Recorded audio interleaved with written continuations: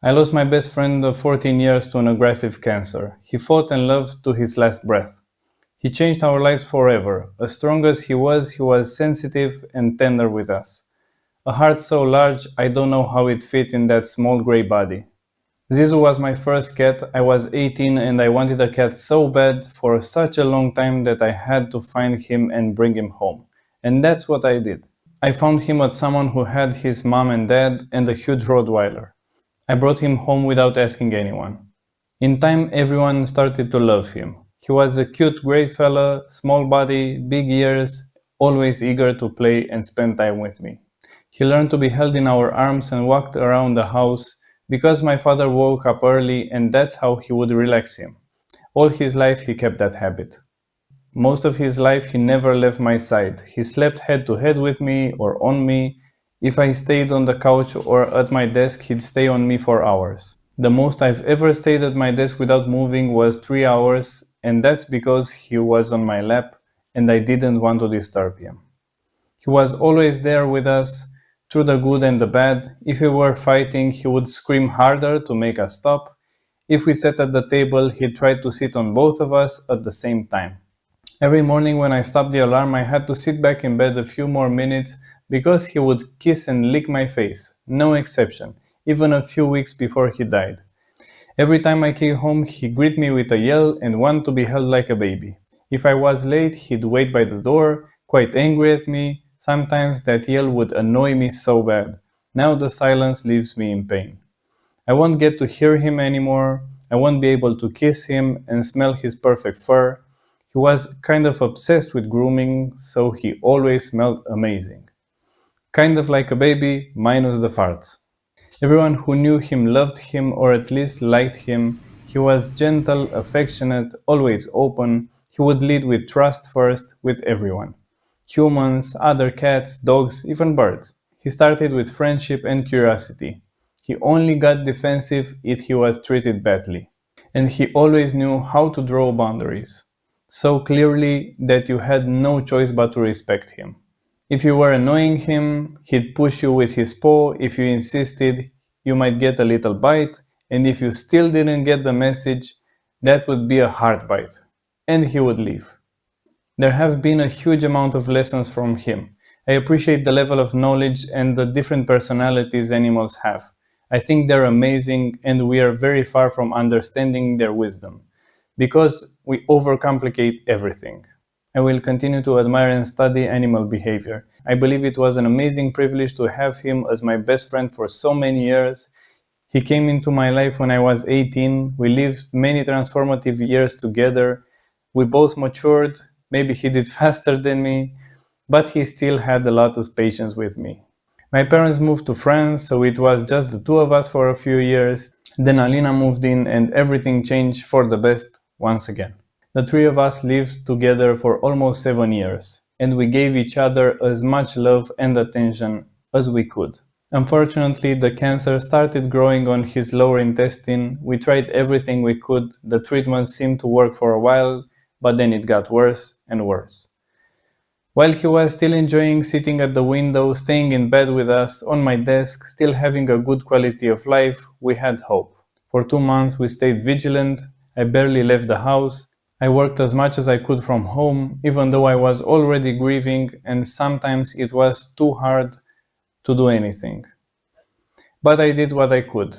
I slept in shifts of 1 or 2 hours just to make sure he was okay, because at one point it was too hard for him to jump. I wrote down everything he did so I could talk to his doctor and update him. When he drank water, if he ate anything, where he stayed, if he jumped, any detail I felt was relevant. 2 months of notes, day by day. It was a permanent emotional roller coaster. We thought he'd get better, then worse, then better, until it became pretty clear things were going in a direction where there was nothing left to do. After so much time watching my little boy decline, he stopped eating in the last 2 weeks and somehow still found the force to stay up and walk. It was probably one of the most heroic things I've witnessed. We couldn't understand what gave him the energy still. Probably the only answer is our love. I know it's not a scientific answer, but we stayed there with him. all the time. He was a very beloved family member. Even on his last day, we stayed in bed, all three of us, close together, and 10 to 20 minutes before the doctors came, he got up and walked to his litter box. What he did there felt like a sign that we made the right decision. Alina saw it as a message from him that we shouldn't doubt what we were about to do, because we made a promise to him and to ourselves that we would either help him get through this or end the suffering when it became too strong. That's what we did. We kept our promise. Now our beloved Zizu is sleeping at the foot of a walnut tree in the garden. I'm trying to document his life, gathering all the photos and videos. I want to bring home a painting with Alina holding him, this one. I'll keep that painting forever. Maybe I'll make some prints of this painting in his memory. We want to frame some photos too, and I want to keep writing about him so I can have a small biography of him at home. I don't know how I'll be able to paint this new series since he, along with Alina and Tina, are the main characters in this work. I have a huge painting already started, this one, and many other ideas with him in them. I had no idea this was going to happen. Maybe painting will help with the grief. I will document every new piece, and if you want to be the first to know about it, everything will be written about in my studio letter. I'll share the future paintings there first. Maybe now I have an even bigger reason to continue this series. I had doubts before, but now I see how much meaning is embodied in the relationship between us and our pets. There's a saying, for us they are a chapter in our book, but for them we are the whole book. Even though it hurts this much, I think this is the cost of such a profound love. We feel the pain because we love so hard. He taught us so many things. I want to get into some of them. Trust first. He always led with trust, until the situation dictated otherwise. I've never seen a cat so curious about everything. Other cats, dogs, birds, but curious with the intent to understand, to build a relationship. It was remarkable to watch. Unconditional love. Even if he was scolded, a few minutes later he was back to loving us. Even when we left for a few days and he was angry with us, in a short time he'd come back to kiss us. Strong boundaries. He taught us what strong boundaries look like. I think many of us need to learn to set a clear boundary in every relationship, and it always surprised me how clearly he set his. Life is short. This whole situation taught me that life is short and you should enjoy every moment, take the risk, and do what you want. Strength and tenderness together. He taught us that you can be extremely strong and tender at the same time. His will to live and fight was impressive. I expected it because I knew him, but he beat every expectation I had. Seeing him barely able to walk, but still there with us, purring, glued to my hand, even in his last days, I don't want to ever forget this. Keep coming back up. Imagine being so tough and resilient that no matter what comes at you, you keep coming back, fighting.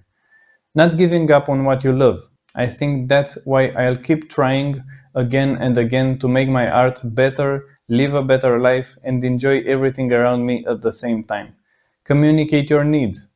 He always came to us and showed us what he needed. The litter box changed, fresh water, or just to lay in bed with us for a bit. I find it beautiful that he communicated so clearly what he needed, and we listened. Put the phone down. One of the most important lessons, he despised our phones. Every time we were on them, he looked annoyed.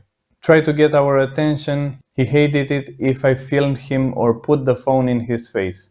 Recently, in his honor, I've tried to reduce my screen time as much as I can and do other things I enjoy, things that actually improve my life.